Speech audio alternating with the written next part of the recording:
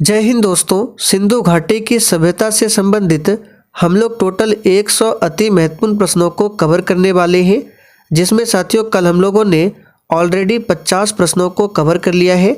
तो साथियों आज बचे 50 मोस्ट इम्पॉर्टेंट प्रश्नों को कवर करेंगे, जो कि सभी प्रतियोगी परीक्षाओं के लिए काफ़ी ज़्यादा इम्पॉर्टेंट रहेगा।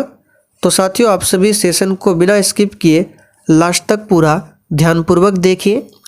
तो चलिए पहला क्वेश्चन आपके सामने है, सिंधु घाटी सभ्यता का संपूर्ण क्षेत्रफल कितना है। सभी ऑप्शन को ध्यान से पढ़िए और साथियों बिल्कुल आपको सोच समझकर आंसर करना है। तो यहाँ पर पहले प्रश्न का आंसर क्या हो जाएगा, तो याद रखिएगा लगभग 12,99,600 वर्ग किलोमीटर ये सिंधु घाटी सभ्यता का संपूर्ण क्षेत्रफल है। तो याद रखिएगा यहाँ पर पहला ऑप्शन आपका सही जवाब है। चलिए दूसरा क्वेश्चन है, पुरातात्विक स्थल सुरकोटदा किस राज्य में स्थित है। बिल्कुल टॉप लेवल का क्वेश्चन है और साथियों प्रत्येक स्टूडेंट को नीचे लाइव चैट में अपना अपना आंसर देना है, जिससे आपका प्रॉपर तरीके से रिवीजन भी हो सके। तो साथियों यहाँ पर दूसरे प्रश्न का सही जवाब है डी ऑप्शन, गुजरात में। याद रखिएगा सुरकोटदा जो स्थल है ये गुजरात राज्य में स्थित है।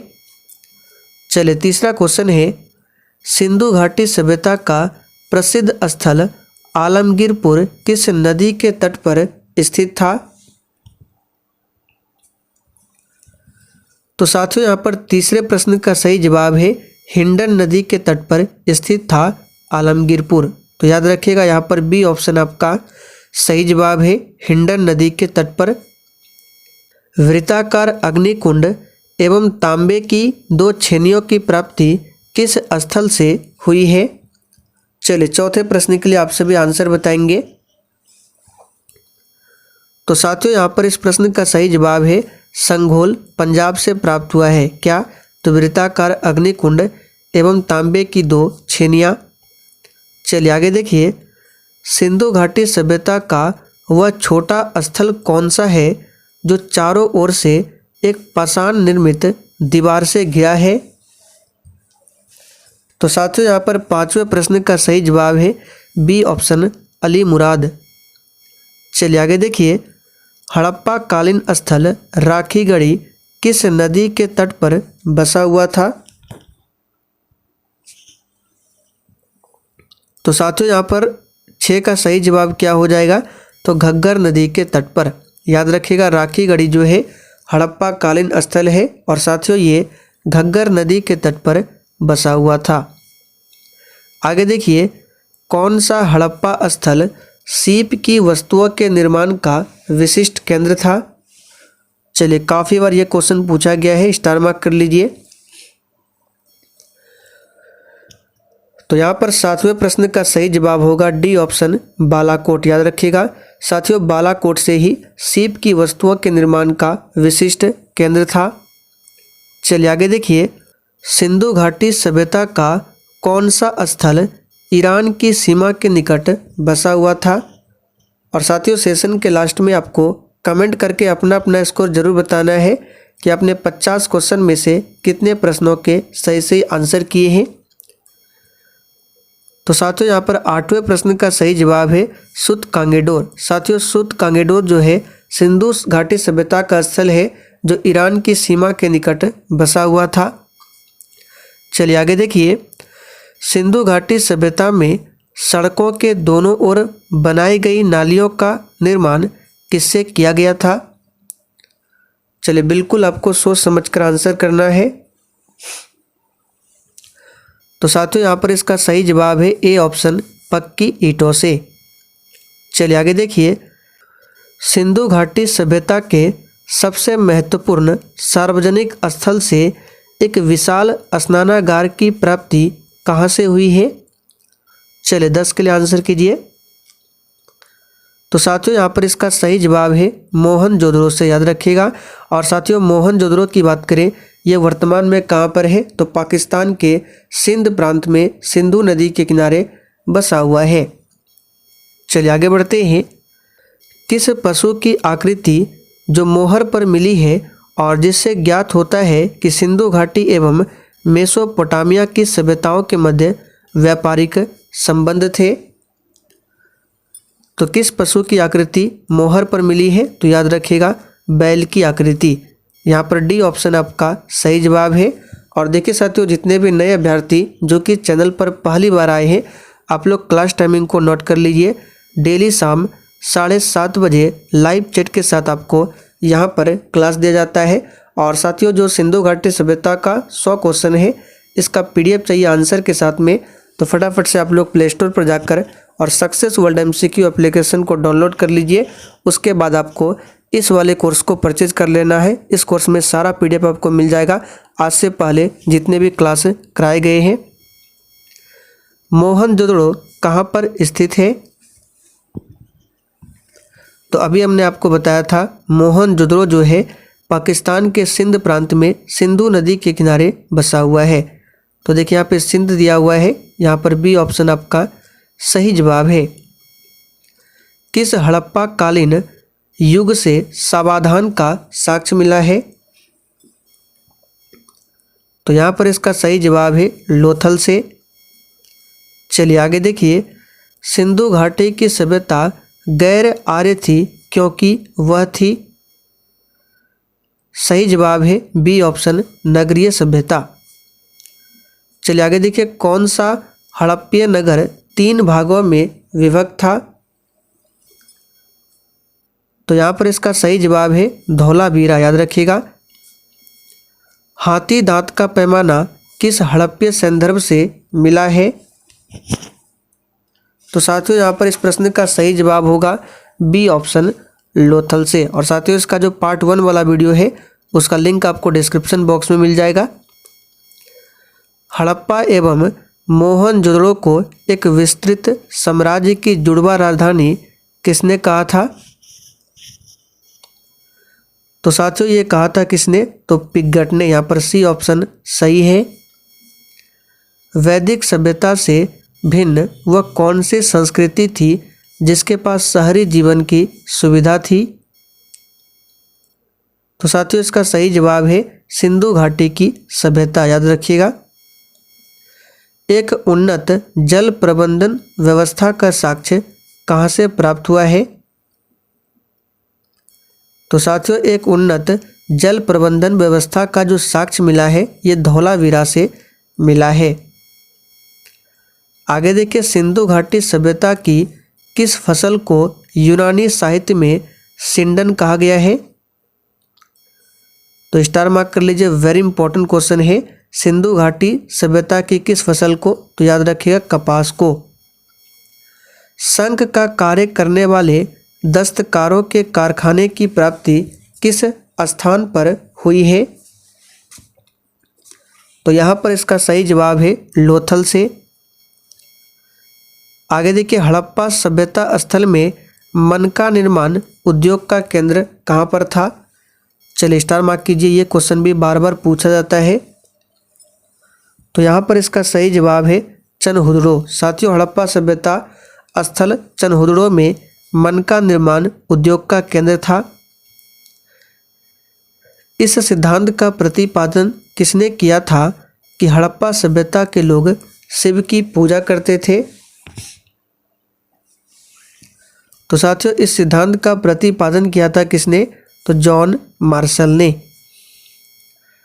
गार्डन चाइल्ड एवं व्हीलर के अनुसार सिंधु घाटी सभ्यता के पतन का मुख्य कारण क्या था? तो साथियों, गार्डन चाइल्ड एवं व्हीलर के अनुसार सिंधु घाटी सभ्यता के पतन का मुख्य कारण था आर्यों का आक्रमण। आगे देखिए, किस विद्वान ने जलवायु परिवर्तन को सिंधु सभ्यता के पतन का मुख्य कारण माना है? तो यहाँ पर इसका सही जवाब है सी ऑप्शन उपयुक्त दोनों। ओरल स्टाइल और A.N. घोष दोनों ने माना है। M.R. साहनी ने सिंधु घाटी सभ्यता के पतन का कारण किसको माना है?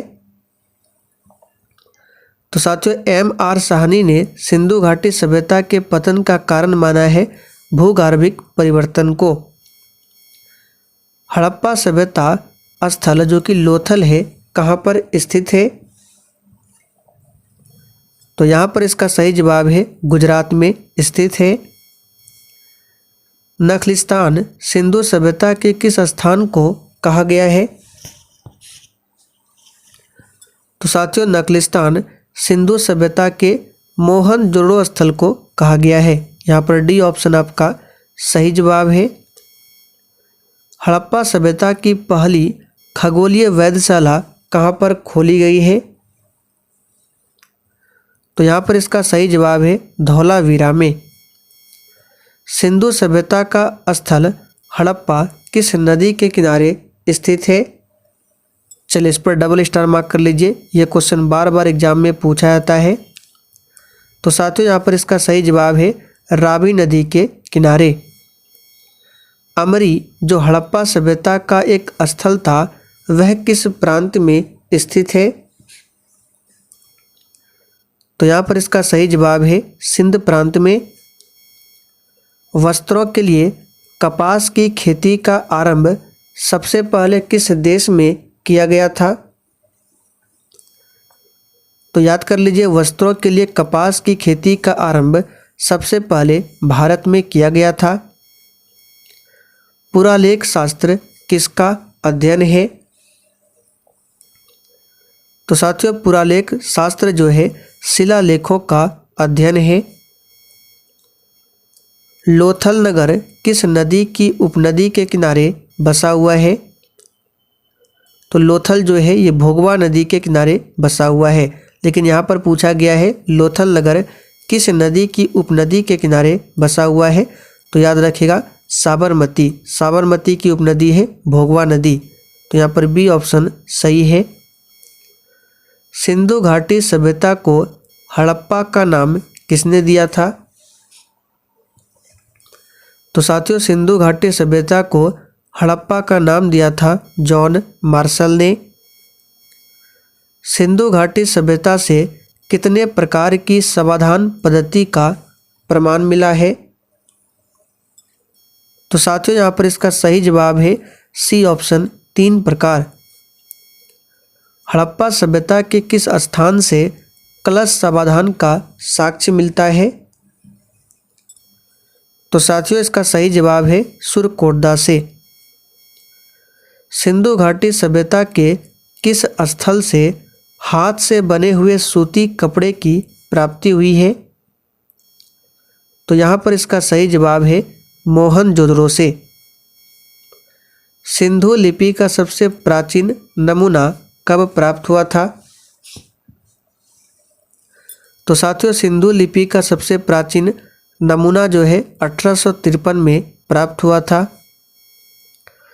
सिंधु सभ्यता के लोग माप तौल में कितने अंकों के आवर्तकों का प्रयोग करते थे? वेरी इंपॉर्टेंट क्वेश्चन है, स्टार मार्क कीजिए। तो साथियों सिंधु सभ्यता के लोग जो है माप तौल में याद रखिएगा 16 अंकों के आवर्तकों का प्रयोग करते थे। सिंधु घाटी के लोग किस में विश्वास करते थे? तो साथियों सिंधु घाटी के लोग जो है मातृशक्ति में विश्वास रखते थे।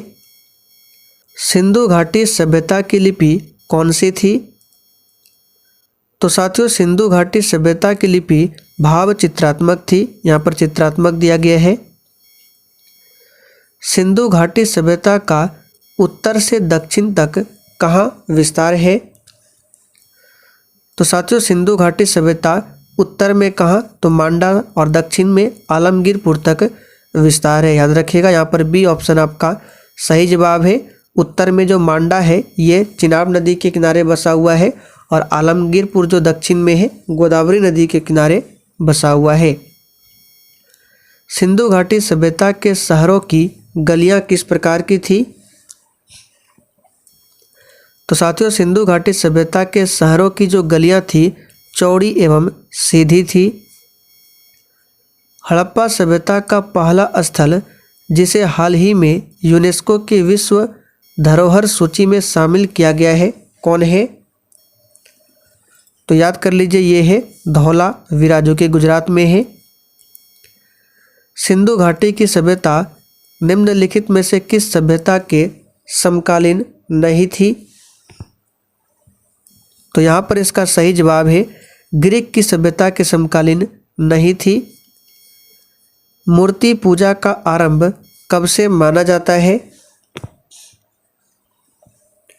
तो साथियों, मूर्ति पूजा का आरंभ जो है पूर्व आर्यकाल से माना जाता है। सिंधु घाटी की सभ्यता कहाँ तक विस्तृत थी? तो साथियों, सिंधु घाटी की सभ्यता जो है याद रखिएगा कहाँ तक, तो पंजाब, राजस्थान, गुजरात, उत्तर प्रदेश, हरियाणा, सिंध और बलूचिस्तान तक। चलिए आखिरी क्वेश्चन आप लोगों के लिए है, इसका आंसर आपको नीचे कमेंट करके बताना है। हड़प्पा की सभ्यता निम्नलिखित से संबंधित है।